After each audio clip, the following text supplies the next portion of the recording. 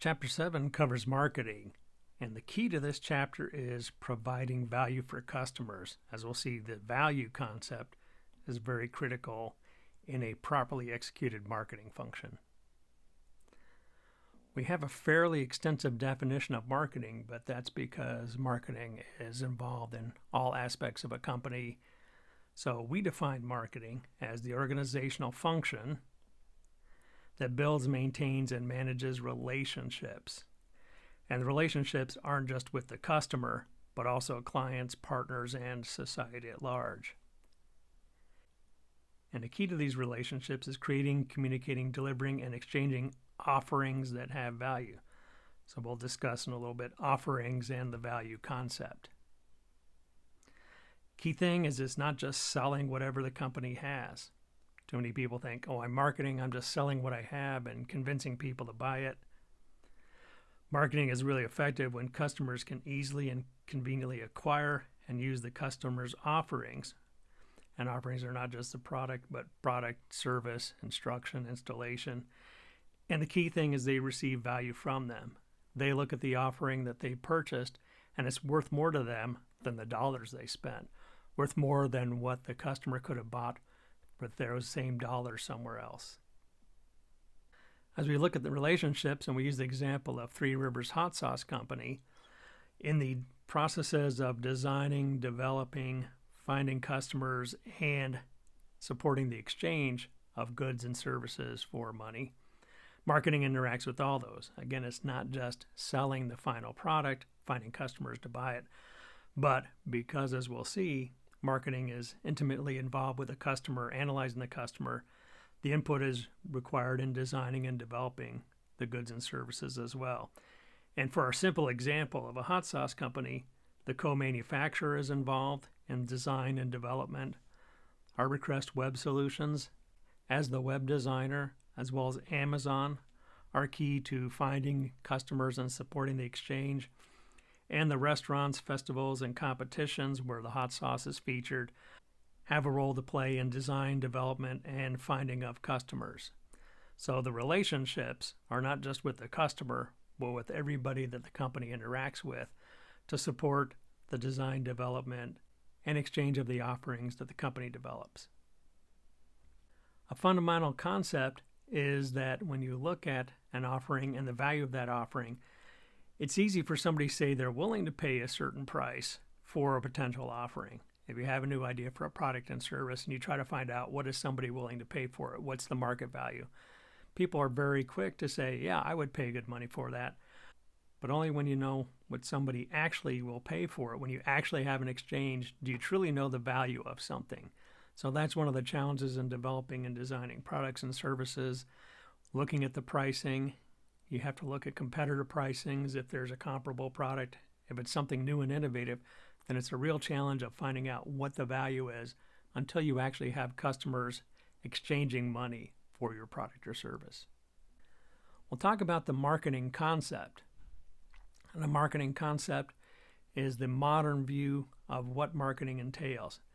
First of all, that you have to focus all of your company's efforts on satisfying your target customers' needs and do that properly and do that profitably.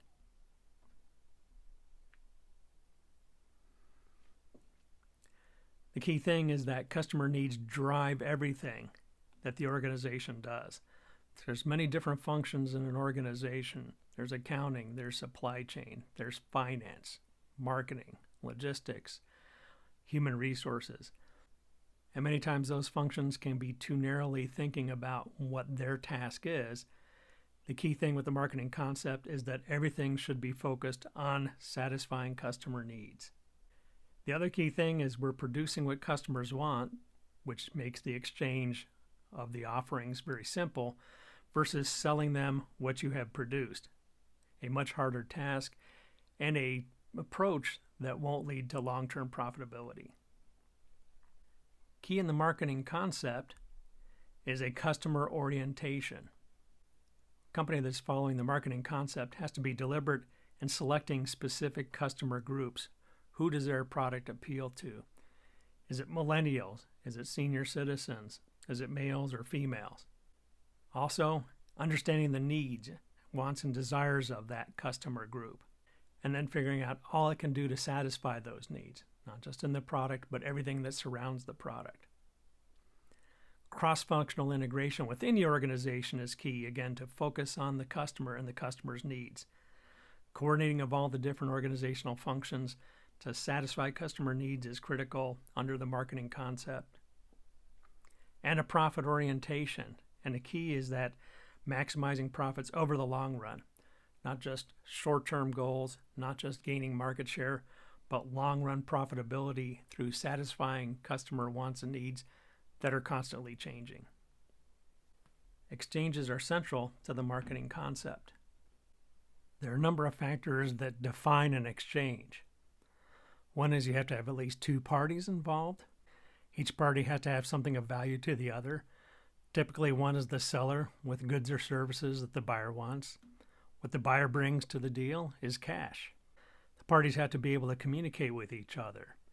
And in the last 20 plus years, the growth of the internet, online shopping, has made it much easier for parties to communicate, especially small companies, small parties, to find customers and facilitate the exchange. Each party needs to be free to accept or reject the offer made by the other party, so that they're capable of legal age, and there shouldn't be any coercion or undue influence from one party on the other. The key thing is that each party believes it is beneficial and desirable to deal with the other party, that what they're exchanging, it gives more value to them than what they're giving up. Finally, the parties have to be able to deliver what they've agreed to exchange, that they have the means and the ability to actually deliver on what they've promised. There are really two classifications of exchanges. There are transactional exchanges. What we mean by a transactional exchange is the parties do not expect to or may not have a desire to engage in a similar transaction in the future. Typically, it's the buyer who doesn't have an interest in a similar transaction. Sellers would always like to sell. Transactional exchanges happen frequently based on the product or the good or the service. For example, if you're selling a product like cast iron cookware that lasts forever, or say a bottle opener for your man cave or she shed, you're going to buy that once. You really have no interest, particularly in who's selling it to you or developing a relationship or purchasing in the future. Relational exchanges are possible when multiple purchases are possible and the seller can develop a relationship with the buyer. So when we look at products like Starbucks coffee drinks or vehicles, you may not buy the exact same item from the dealer, but ideally dealers look at a young purchaser who might buy a more discount product as a lifetime customer of their company, looking that every 3, 4, 5 years that customer comes back and buys a more expensive and more profitable vehicle for the dealer. You can have a long-term relationship, and so it's in the company's best interest to try to develop a relationship with the customer to increase the value of the exchanges, increase the value that they can get from the customer. While conceptually it's good to think about the customer being a long-time customer and developing a relationship, there's a cost to developing these relationships, and there should be a benefit. We'll look at both of those things. We'll start off with lifetime customer value. We can estimate the lifetime customer value using the following formula. The lifetime customer value is the average customer expenditure per visit. So it might be once a day for coffee, it might be once every 3 years in terms of buying vehicles. The average purchase rate, how many purchases per year, and the gross margin, what percent. Those three things multiplied together tell you the lifetime value of gross profit you would receive from that customer. Because that value does not come all at once, but comes throughout a period of time, we have to consider two factors. First, the retention rate, the percentage of customers that will continue to purchase after 1 year. So there are two reasons that we can lose customers. One is that customers go to a different product. So if you have fashion goods, beverages, things that tend to be more trendy, customers may very quickly move on to the next hot thing. Even if we have a product and a customer that loves it for their lifetime is finite. So we will lose those customers after a certain period of time. So the retention rate captures both of those factors. Also, the discount rate. In Chapter 14, Business Financing, the concepts of time value of money and calculating discounted cash flows, in other words, evaluating the value of money in the future, is presented, and the discount rate is a factor that allows us to do that. The discount rate could be, in the case of a business, what does it cost us to have money in the company? What do we have in terms of long-term loans or bonds that are financing our business? That's known as the weighted average cost of capital. Or we could look at it as, what is the benefit we could get from that money if we invested in something else rather than investing in developing a long-term customer relationship? So the discount rate and the retention rate both deal with the fact that the lifetime customer value occurs over years or multiple years with the customer. What's that value to us today? And what we're going to do is estimate the lifetime customer value, and we have to assess that against the cost of getting a customer. Especially with online businesses, that's a critical aspect to see if you're profitable. If it costs you more to get a customer than they're worth to you in long-term profit, then that's not a good business model. We'll look at actually this Scrim and Sim business simulation. Look at this business in terms of calculating lifetime customer value and also customer acquisition cost. So first of all, we have to look at the average customer expenditure per visit. This is where we have to distinguish between customer and consumer. When we look at the simulation business, the student is the consumer, but we're going to look at the customer as being the professor. While the students do pay for the simulation and their satisfaction with it is critical, it's the professor that makes the purchase decision for the entire class. So we'll do this calculation looking at the customer as being the professor in the class. We'll assume the discounted simulation price of $49 per student and assume an average class size of 40 students per course. In practice, some are bigger, some may be very large in terms of a big lecture.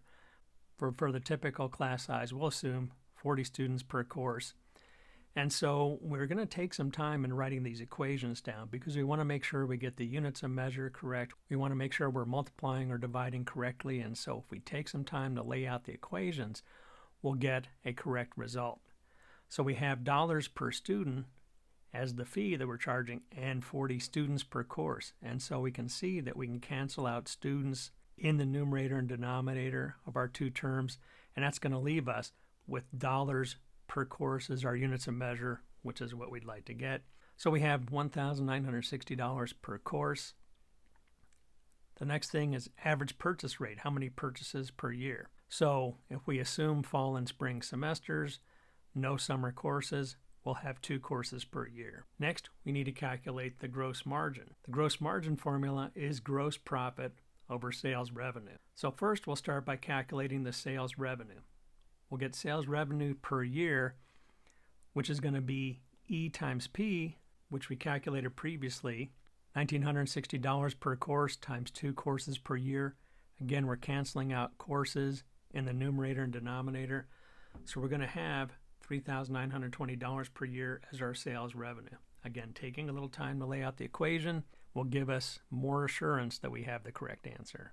With the sales revenue, the next thing we need to do is calculate the annual cost of service per course. What does it cost to operate and have a course run? So we have the cost of a server to operate the website. Server costs $1. The servers for the simulation use cost approximately $160 per server per month. They have to be paid for 12 months per year, whether there's a summer course or not. And one server can approximately handle 15 courses. Depends on the number of scenarios and the number of students. And again, here's where we want to take some care in laying out our equations. We have $160 per server per month. So the month is going to cancel with 12 months per year. So that's how we know we multiply by 12. And one server gives us 15 courses.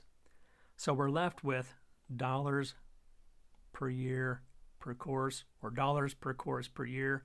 So 160 times 12 divided by 15 gives us our server cost per course per year. Support costs. For a brand new faculty member using the simulation, there's a lot of time devoted into training and answering questions. Once about a year's experience is in, the level of support drops significantly other than preparing the course. But surprisingly, once a professor becomes a little more experienced, they have recommendations and suggestions about improving the simulation, which are actively considered, so the support costs actually go up. We have to calculate those costs. So the support person at $50,000 of salary per support person per year, we need to factor in benefit costs. So that's typically 40 to 50% of salary for a salaried person. So we have a multiplier here of 1.5, the total cost of hiring a support person related to their salary. And then we're going to have one support person able to support 50 different courses. So again, to check the units of measure, we have salary here versus here because we're multiplying by 1.5 to get our total cost. Support person here in the numerator, here in the denominator.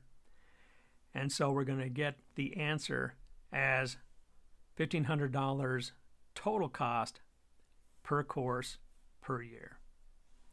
So taking these two numbers, 128 and 1,500, we get total cost per course of $1,628 per course per year.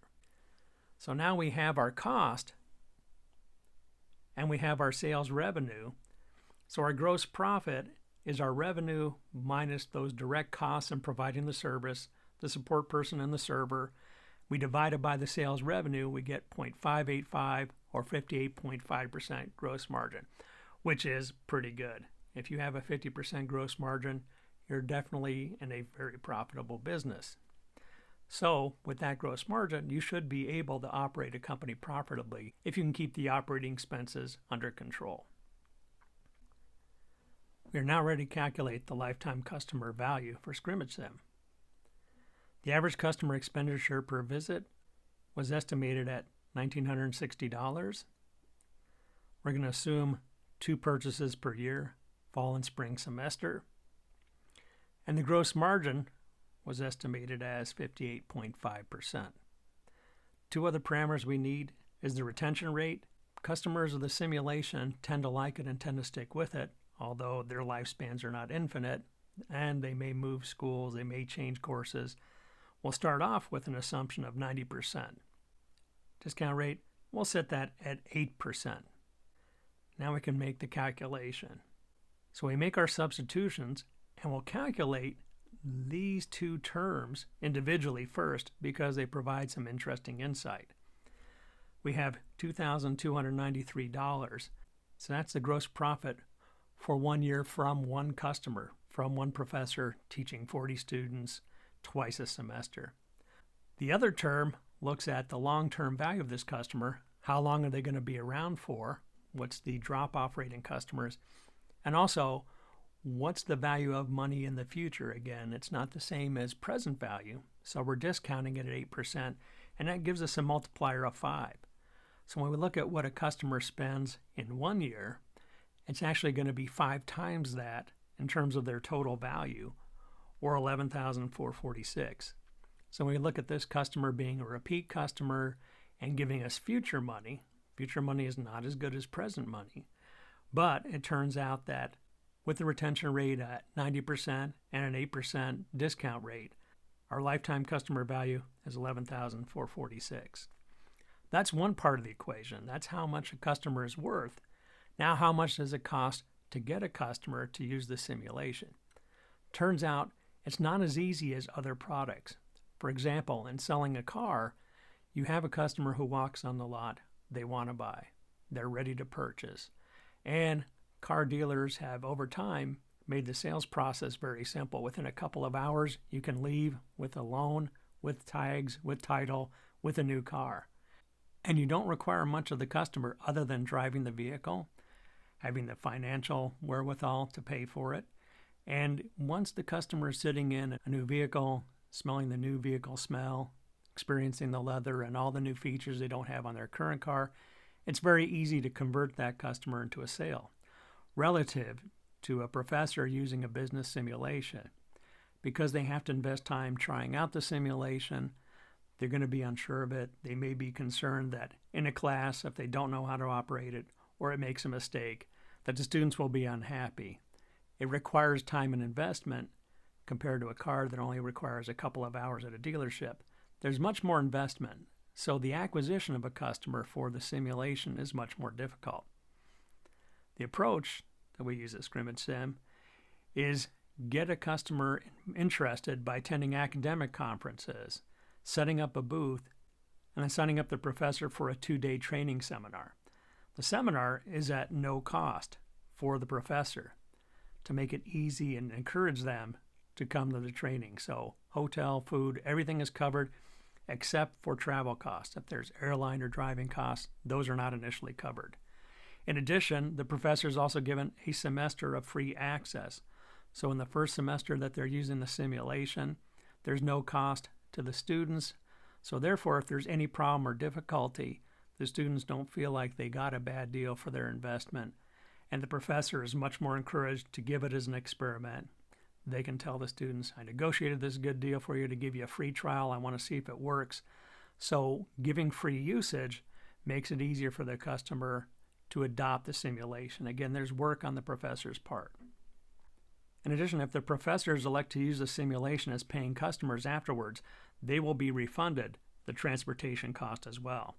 So if a professor becomes a customer, their cost for getting the training will be totally reimbursed, and they will have a free semester to try it out.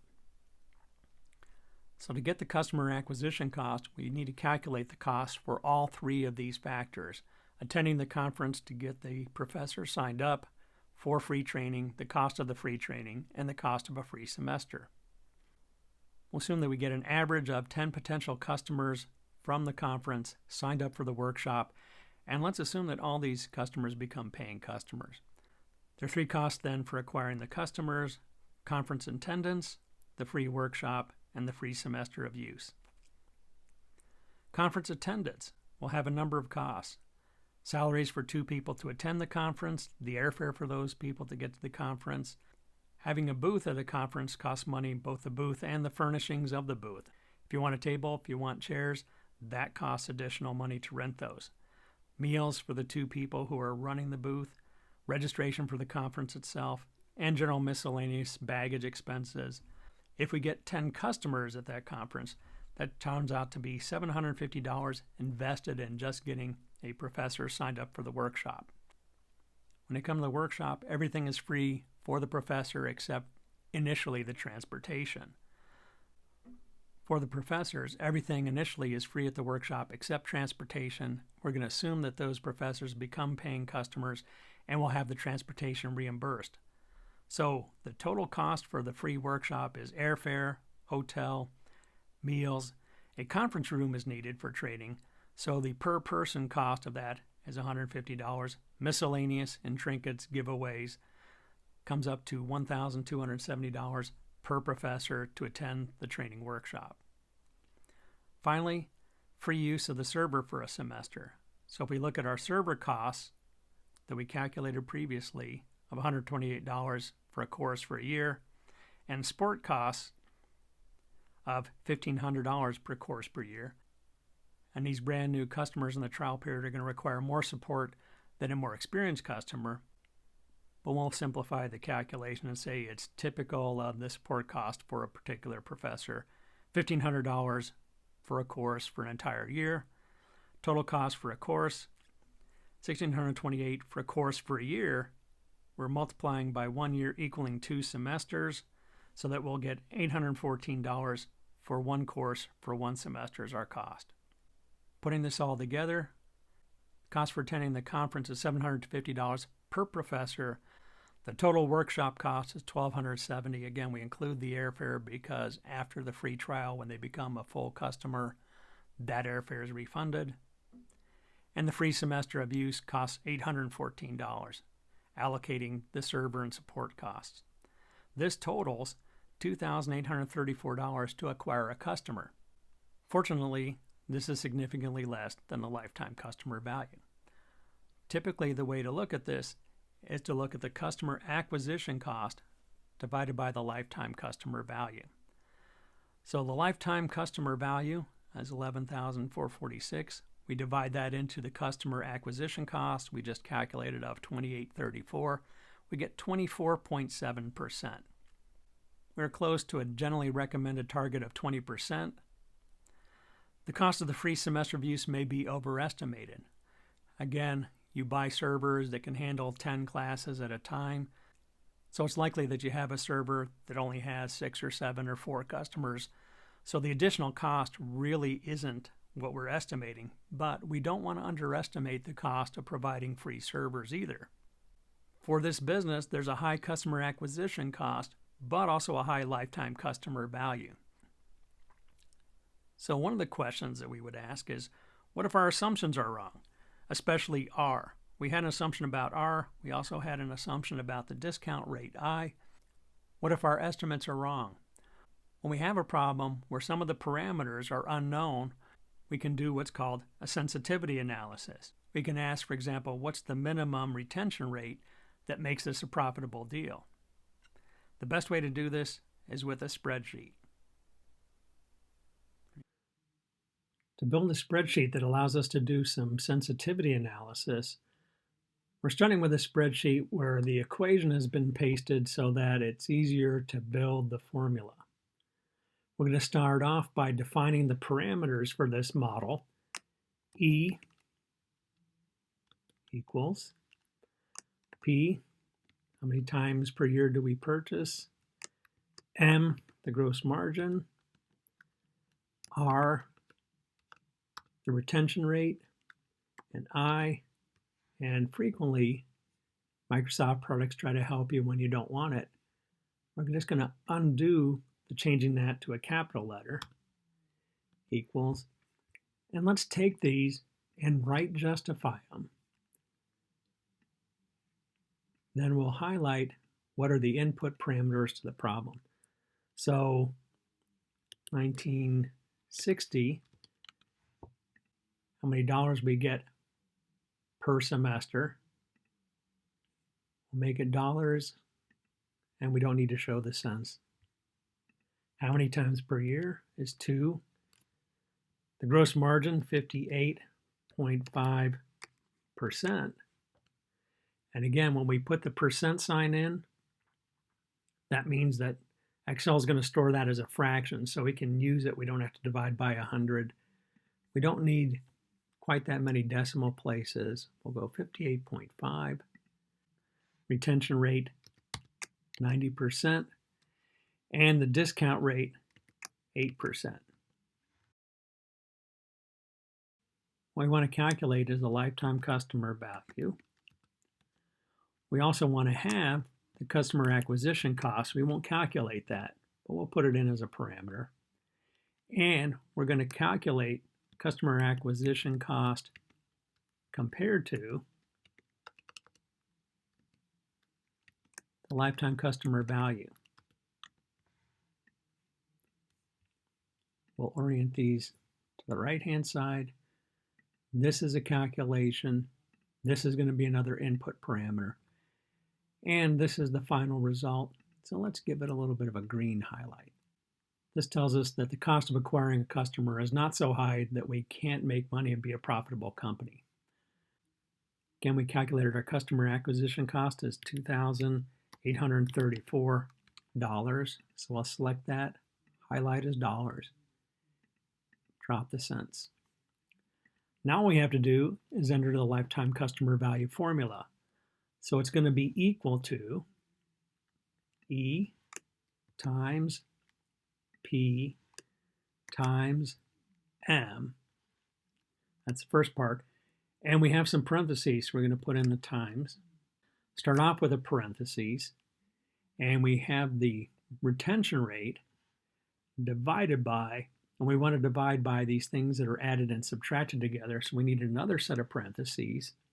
1 plus the discount rate minus the retention rate.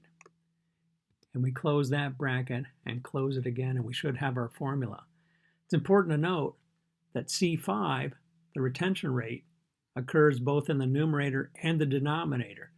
It makes the numerator bigger, and it also makes the denominator smaller because it's subtracted off.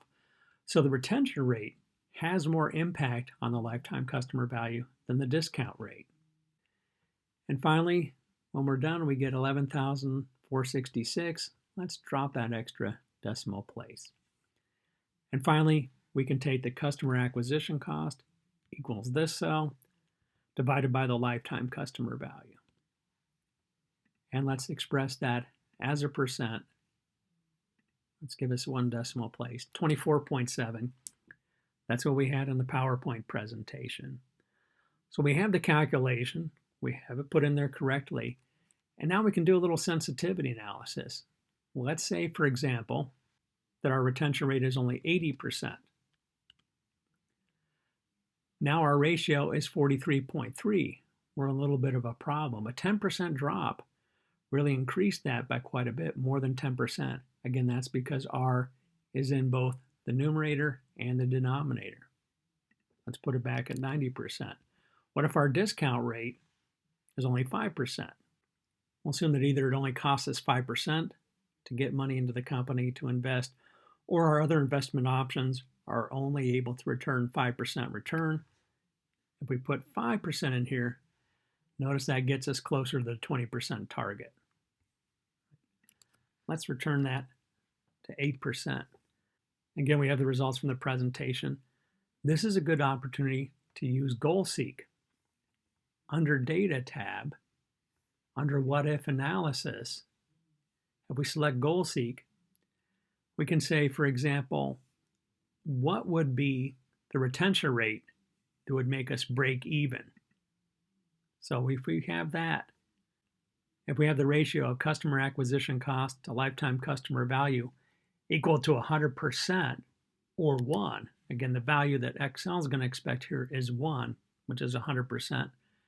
What we want to see is what retention rate would make our lifetime customer value equal to our customer acquisition cost.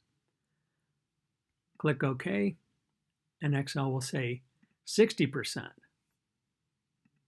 So if our retention rate drops down to 60%, we're really not even covering the cost of acquiring customer, and that leaves us nothing to run the operating part of the business, to run the rest of the business besides the direct costs for providing servers and support to faculty. We can also use What If Analysis and GoalSeek to say, what if we wanted to get to a 20% ratio? So that cell set to 0.2 because Excel wants the number value for the percentage, not the percentage value. And again, we're going to change the retention rate. So if we increase the retention rate to 93%, just a small increase from our assumption, then we're going to have our customer acquisition cost to lifetime customer value ratio at the 20%, which is a generally good target level for a successful business. So again, the sensitivity analysis tells us that if we have a high customer retention rate in the 90-93% range, we're in good shape.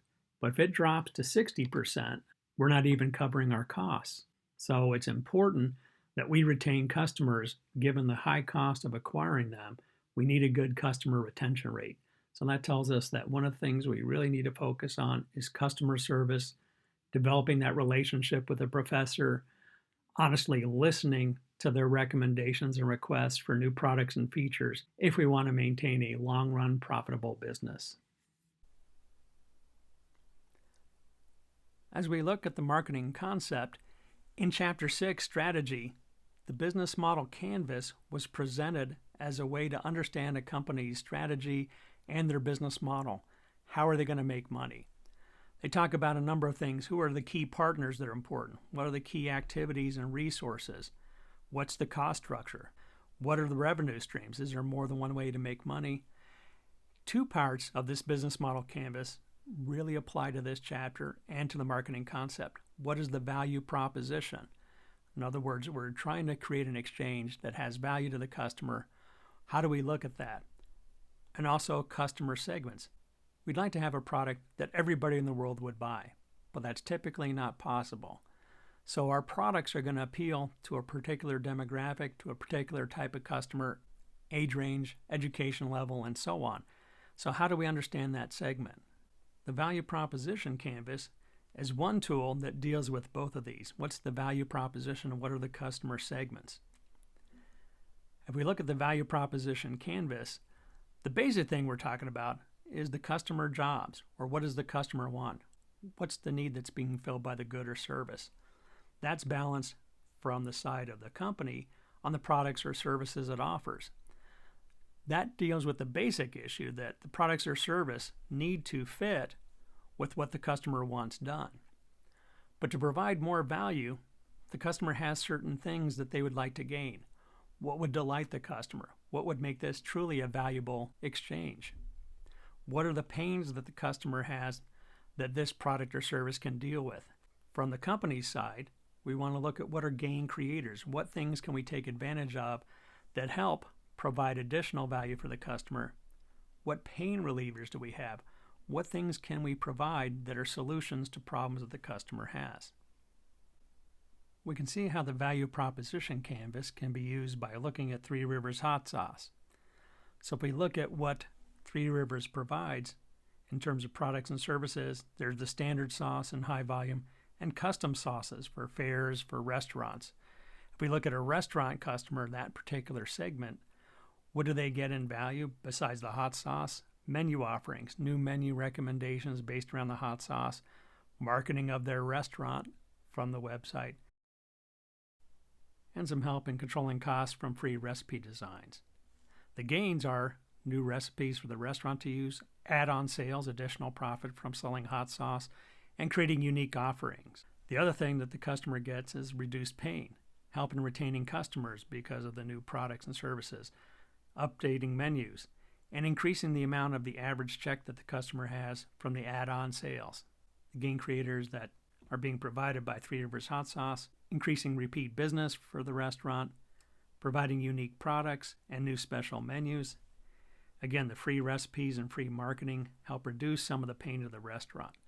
So the relationship is not merely providing hot sauce, but different value propositions, things that are helpful, gains for the customer, and reduction in pain for the customer. So the value proposition canvas provides a way to help understand what the value proposition is, and this can help lead into how to marketing to new customers by understanding what it is that the customer values, what you can provide that makes for an exchange that is valued by the customer. Implementing the marketing concept is quite complicated. First, selecting the target market. This requires a market analysis to look at customers, competitors, partners in the environment, thinking about market size. What's the growth rate? Is this a growing market or is it a declining market? What are trends? Is it profitable? And so on. From this market analysis, you develop market segmentation. What is the market that I can really cover? What is the market that I can target? Selecting that target market to go after. Again, there's a balance. You want to be targeted and selective so that you have the right products and the right message. If your target market is too heterogeneous, then you really can't appeal to them very effectively. However, if you have a very narrow target market, there's fewer customers and it's hard to make money off of. For example, if you decide to have a product that is targeted towards men or women, that choice will reduce your market by 50% immediately. So there's a balance in terms of finding the right target market that's going to be profitable, that's going to be large enough, that's going to be homogeneous enough that you can effectively develop goods and services for it, but still be large enough to be able to get the value. Once that's defined, you think of the value proposition. What is it that I provide value for? Next, you look at the classic 4 Ps of the marketing mix. We'll look at that in some detail on this slide. What is the product that you're coming up with? The variety, quality, and so on. Brand name. Brand name is frequently very important. Developing and building the brand, preserving the brand. What are the features and packaging? Next is price. What will customers actually pay? What do we have to do to discount it to move the product? How quickly do they pay? Do they pay right away? Are you selling to Walmart or Sam's Club where you might not be paid for 90 days or more from shipping the product? What sort of credit terms do you have to offer? Automobile dealers also need to provide financing to be able to sell the car, so that's an important part of their targeting. Next, how do you get that product to the service? What place? What channels? Are you retail? Are you online? Are you a mix like Three Rivers Hot Sauce? How does your product transport to the market? Who's holding the inventory? And finally, the promotion. How do you make customers aware of your product? Advertising. personal selling, promoting, public relations for your company is very critical. The 4 Ps are critical to success in the marketplace, to providing an offering that has value. Finally, there's the actual sales process. Customer acquisition, ideally you have a low customer acquisition cost, and low is relative. It has to be compared to the lifetime customer value. So with Scrimmage Sim, the customer acquisition cost is high because it requires education and training of the customer to be able to use the simulation product. Fortunately, that's balanced with a high customer value. So customer retention is critical with Scrimmage Sim and many other businesses that have a high customer acquisition cost. Is the customer satisfied? Do you have the right offering? Can you get customer loyalty? Can you build that relationship so that the customer comes back to you repeatedly and is pleased with the offering? All this should lead to long-term profitability. So key to marketing and a marketing concept is it's not about just selling what you have, but from strategy and product design all the way through branding, advertising, marketing, and selling, giving offerings that have value to the customer that will lead to long-term profitability for the company.